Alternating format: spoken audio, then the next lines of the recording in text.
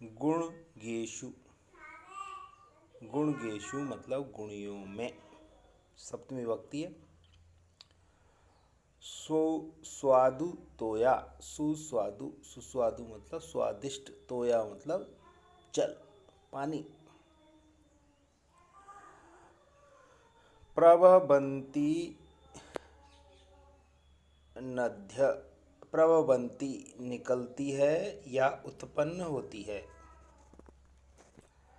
समुद्रम आसाध्य, दो शब्द संधि हो रही है यहाँ पे देखो।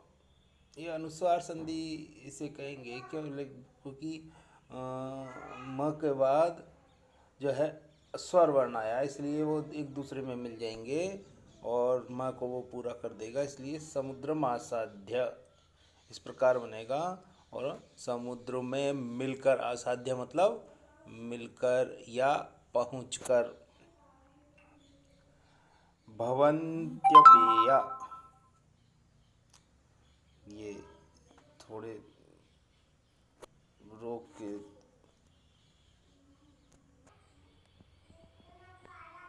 गुणगेषु गुणियों में, सप्तमी विभक्ति हो रही है यहाँ पे। सुस्वादु तोया स्वादिष्ट जल, सुस्वादु मतलब स्वादिष्ट, तोया मतलब जल, ये हम जानते ही हैं। प्रवहन्ती अर्थात निकलती है या उत्पन्न होती है। समुद्रम आसाध्य, यहाँ देखो जो है अनुस्वार संधि का ही उदाहरण है, क्योंकि बाद में स्वर वर्ण आया है मैं के बाद, इसलिए उसको अनुस्वार नहीं होके वो दोनों आ जो है स्वर है वो उसमें को मिलकर उसको पूरा कर देगा। ऐसा समुद्रम, समुद्र में, आसाध्य मिलकर या पहुंचकर। भवन्त्यपेया, ये देखो दीर्घ, ये यण संधि का उदाहरण। भवन्ती प्लस अपेया, पीने योग्य नहीं होती, या जो पीने योग्य नहीं है, अपेय मतलब पीने योग्य नहीं हो, अपन भवंती मतलब होती हैं या होता है या होते हैं, है ना। विषाणहीन, विषाण कहते हैं सींग से, सींग के भीन मतलब रहित, बिना, तो सींग के बिना। खादन्नपि, खादन प्लस अपि खाते हुए भी,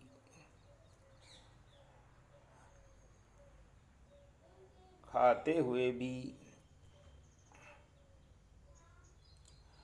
जीवमानः जिंदा रहता हुआ, जीवमान मतलब जीवित रहता हुआ। पिशूनश्च, पिशून कहते हैं चुगलखोर को या चुगली करने वाले को, और षष्ठी विभक्ति है चुगली करने वाले की, यका यके। आई बात समझ में? व्यसनिनः बुरी लत वाला, जिसको कोई बुरी आदत लग गई है, व्यसनी कहते हैं उसे। नराधिपस्य, दीर्घ संधि हो रही है यहाँ पे, नर प्लस अधिपस्य, राजा का या है का के की, समझ में आई बात? अगला जो उदाहरण है, अगला जो शब्दार्थ है वो है जनियेन मधुमक्षिकासौ। अब यहाँ ध्यान दें, जनियेत प्लस मधुमक्षिका प्लस असौ। जनियेत अनुनासिक संधि का उदाहरण है, जनियेत मधुमक्षिका असौ। यहाँ तो दीर्घ संधि का उदाहरण है, अनुनासिक संधि का उदाहरण, तो तय का न हो जाएगा, अनुनासिक हो जाएगा।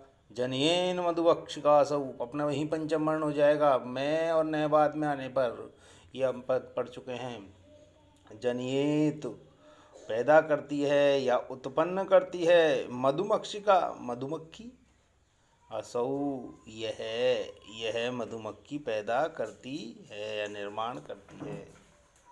संतस्तथैव, यहाँ देखो संतः प्लस तथा प्लस एव, ये आपका है, तो यहाँ तो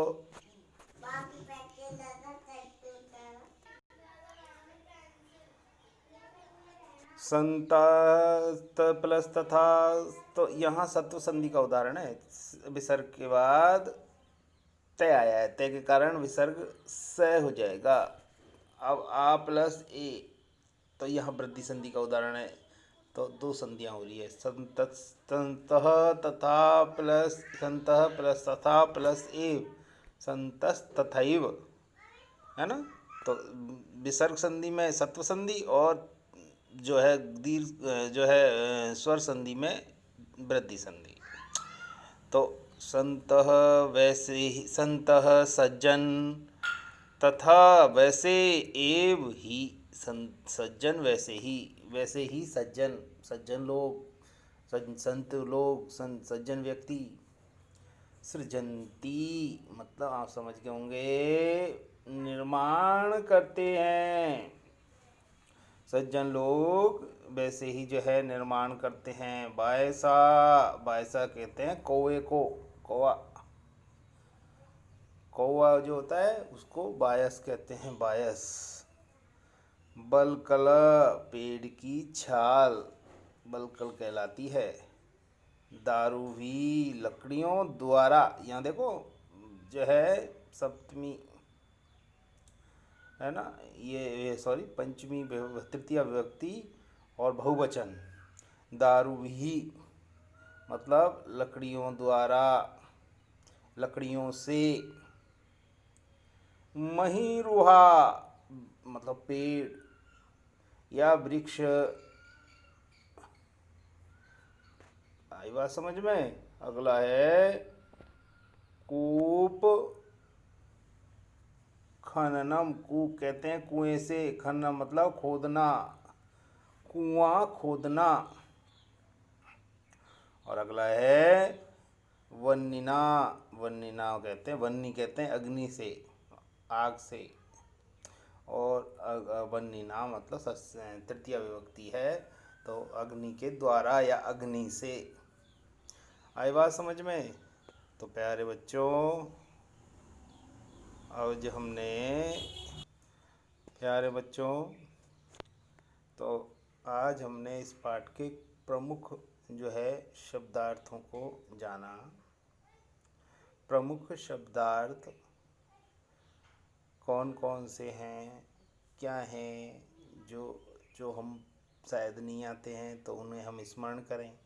और अगर इस पाठ में भी हम जब पढ़ेंगे तो एक एक शब्द का अर्थ करते हुए पढ़ेंगे। तो जो शब्द शब्दार्थ में जिसका अर्थ नहीं बताया गया है, जो अभी मैंने बताए थे, तो उनका अर्थ हम उस समय स्मरण रखेंगे, आप नोट कर लेंगे, लिख लेंगे जब हम जो श्लोक पढ़ेंगे, क्योंकि एक एक शब्द का अर्थ हम करके ही पढ़ेंगे। तो आज कुछ श्लोक हम इस पाठ में से पढ़ते हैं। मैं आपको अभी बता भी चुका हूँ कि ये जो सुभाषितानी जो शब्द है, पाठ का शीर्षक है, सुभाषितानी, सुभाषितानी का तात्पर्य, सुभाषितानी दो शब्दों से मिलकर बना है, सु प्लस भाषित। इन दोनों ही शब्दों से संपन्न होता है और सु का अर्थ होता है सुंदर या मधुर, सुंदर या मधुर, तथा भाषित का अर्थ है वचन। तो जो मधुर वचन होते हैं या सुंदर वचन होते हैं, और वो ही जो है सुभाषित कहलाते हैं।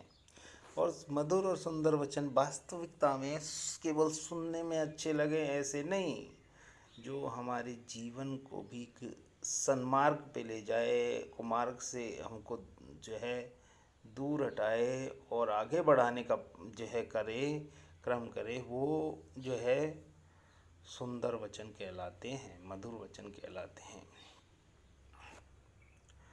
प्रस्तुत पाठ में जो श्लोक हैं, जो श्लोकों के माध्यम से, क्योंकि ये पाठ है और वो विभिन्न विभिन्न हमारी जो है पुस्तकों और ग्रंथों से जो है लिए गए हैं, जो हमें हमारे जीवन को बड़ी जो है बहुत महत्व रखती हैं हमारी जो है। तो इसमें विभिन्न जो पुस्तकें हैं, जैसे शुक्ति में शुक्ति मंजरी इसमें से भी है, नीति शतकम इसमें से भी है। मनुस्मृति ही, हाँ, शिशुपाल वधम, पंचतंत्रम, ये सभी में से जो रोचक, जो रुचिकर हैं और विचार परक श्लोक हैं, उनको इसमें से संकलित किया गया है।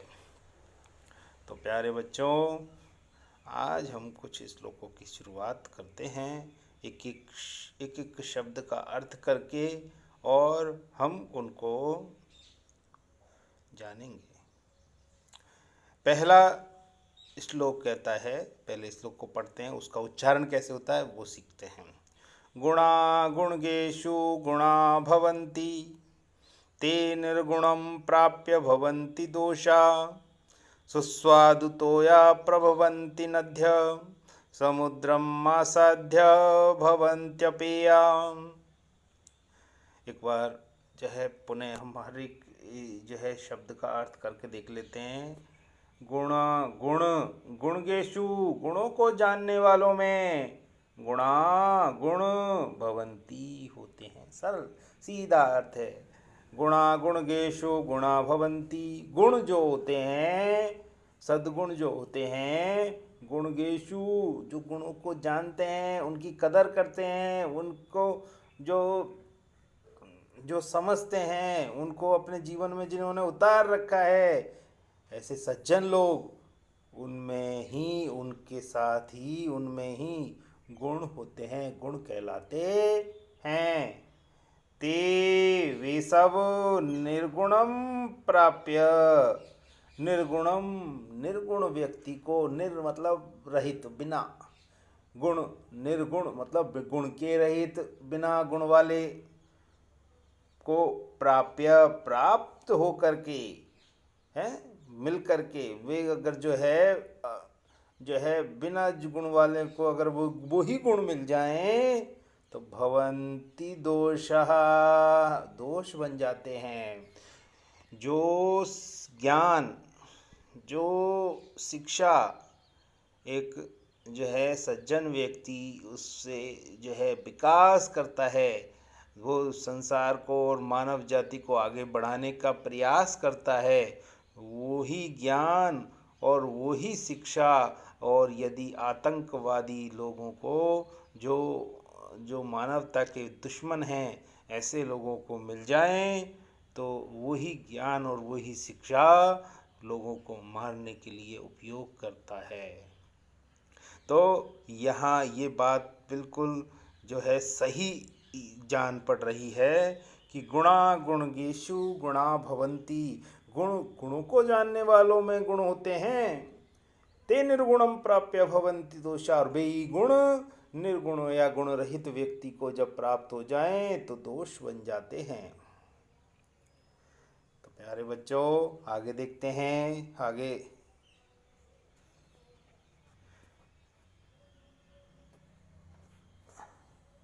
व्यवधान के लिए क्षमा। तो आगे देखिए, सुस्वादु, उदाहरण दिया गया है इसे समझाने के लिए कि सुस्वादु, स्वादिष्ट तोया, पानी, जल, प्रवहन्ति नद्यः, नदियों में बहता है, उत्पन्न होता है, निकलता है। जब नदियों में वो जल रहता है तो वो स्वादिष्ट रहता है। समुद्रम आसाद्य, और समुद्र में वही जल गिर करके जो मीठा था, बिल्कुल एकदम मीठा मधुर जल था, पीने योग्य पानी था, वो ही समुद्र में गिर करके भवंती प्लस अपेय, अपेय हो जाता है। तो संगति का बड़ा विशेष महत्व है। आप सत्संग में अगर रहते हैं तो आपका जो है आपके सद्गुण बढ़ेंगे, आप सद्गुणी हो जाएंगे। लेकिन आप कुसंग के साथ रहेंगे तो आप में जो गुण हैं वो भी आपके नष्ट हो जाते हैं और चले जाते हैं। तो हमें ये ध्यान देना है, हमें जो है अच्छे लोगों के साथ ही रहना है और अच्छे बनने का प्रयास करना है। तो गुण अच्छे लोगों में ही बढ़ते हैं, गुण कहलाते हैं। बुरे लोगों में गुण नहीं होते हैं। तो ये आपको, मुझे आशा है, ये श्लोक का अर्थ आपको समझ में आया होगा। और एक बार मैं शीघ्रता से इसको आपके लिए जो है पढ़ देता हूँ। गुणा गुणगेषु गुणा भवन्ति, गुण गुणियों में, गुणों को जानने वालों में गुण होते हैं। ते निर्गुणम प्राप्य भवन्ति दोषा, वे निर्गुण व्यक्ति या गुण रहित व्यक्तियों को प्राप्त होकर के दोष बन जाते हैं, दोष होते हैं या हो जाते हैं। सुस्वादु तो या प्रभवंती नद्य, जैसे नदियों से जो है मीठा स्वादिष्ट जल निकलता है। समुद्रम आसाद्य भवंती अपेया, और वही जल समुद्र में गिर करके अपेय हो जाता है, खारा हो जाता है, जो है वो पी नहीं सकते हम उसको। तो ये पहला श्लोक हमने इस पाठ का पढ़ा। अगला देखिए, एक श्लोक और पढ़ते हैं। साहित्य संगीत कला विहीन, साक्षात् पशु पुच्छ विषाणहीन, तृणं न खादन्नपि जीवमान, तद्भाग देयं परमं पशूनां। बहुत सुंदर श्लोक है। कह रहा है साहित्य का तात्पर्य अच्छी पुस्तकें जो है ना। संगीत आप समझते ही होंगे। कला, किसी भी कला से युक्त, है ना। विहीन, रहित। ये साहित्य से, संगीत से, कला से रहित व्यक्ति साक्षात पशु कैसा होता है? साक्षात पशु के समान होता है। कैसा? पुच्छ विषाणहीन, बिना पूछ और सींग के साक्षात पशु के समान होता है। पुच्छ, पूछ, पशुओं में पूछ होती है, लेकिन जो साहित्य संगीत कला से रहित होता है, ऐसे व्यक्ति में पूछ नहीं होती है, न उसके सींग लगे रहते हैं। जैसे जानवरों के सींग और पूछ होती है ना, तो उस व्यक्ति में थोड़ी, वो तो साधारण व्यक्ति जैसा ही लगता है, लेकिन है वो पशु, वो पशु के समान ही है। साहित्य संगीत कला विहीन, जो साहित्य से, संगीत से और कला से रहित है, ऐसा व्यक्ति साक्षात पशु है, बिना पूंछ और सींग के। पूंछ और सींग के बिना साक्षात पशु के समान है।